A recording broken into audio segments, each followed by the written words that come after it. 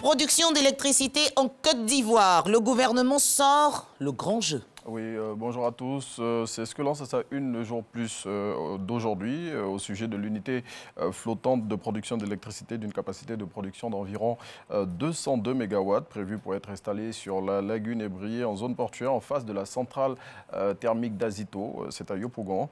Cette unité flottante dont la mise en service est prévue pour la mi-avril prochain va accroître la puissance installée sur le réseau national de 380 nouveaux mégawatts, ce qui permettra à la Côte d'Ivoire de faire face aux aléas qui pourraient survenir dans l'exploitation du réseau, selon le confrère. Et avec le mandat, vous nous proposez un chiffre pour la revue de presse de ce jour. Oui, 1700, et il correspond au nombre de jeunes qui ont bénéficié d'un traitement au cours de ces 5 dernières années dans les centres de services civiques de Sassandra, Boaké, Mbayakro, Bundiali et Bembresso, selon Mamadou Touré, directeur général de l'Office du service civique national.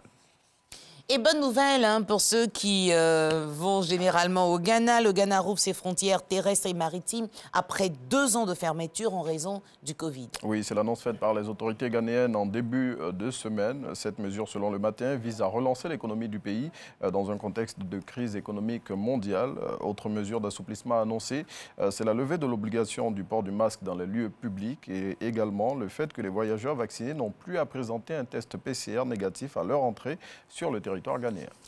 Et l'Expression 1, dans son numéro de ce jour, s'intéresse au phénomène des congés anticipés. Oui, à l'orée des congés de Pâques, l'édition du mardi 29 mars de la Tribune d'échange Tout Savoir Sûr, initiée par le Centre d'information et de communication gouvernementale, a été consacrée à cette problématique qui gangrène l'école ivoirienne. À cette occasion, le directeur général de l'Office du service civique national a révélé les raisons profondes de ce phénomène et a présenté les pistes de solutions envisagées par l'État ivoirien pour y mettre fin.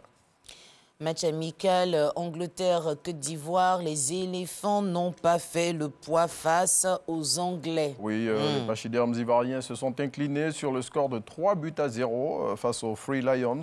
Nos compatriotes, selon l'expression, n'ont pas fait le poids face aux Anglais qui n'ont pas eu à forcer leur talent pour scorer à 3 reprises.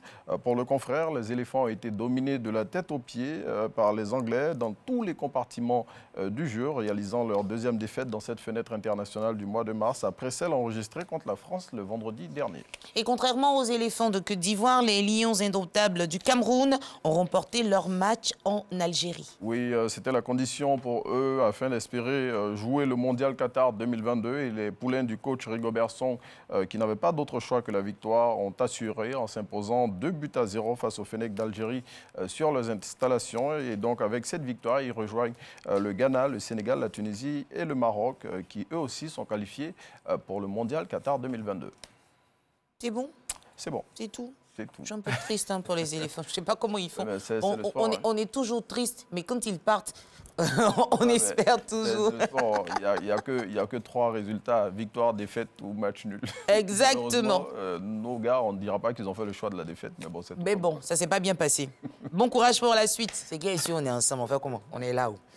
Renaud, oui. On ne vous laissera pas partir rapidement. C'est vrai qu'on va se retrouver dans quelques instants pour Matin Express. Vous devez aller vous apprêter, mais il serait bon pour nous d'essayer de nous présenter l'invité actu de ce jour. Au pif comme ça, à chaque fois vous êtes très fort.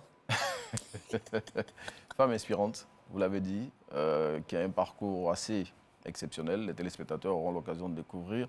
Femme d'engagement qui ne lâche pas quand elle tient à faire quelque chose, et je suis sûr que l'expérience qu'elle va partager ce matin avec nos téléspectateurs va permettre à des personnes qui peut-être sont encore dans le doute, se disent mais est-ce que je peux, est-ce que je dois, peut-être ça va permettre de leur ouvrir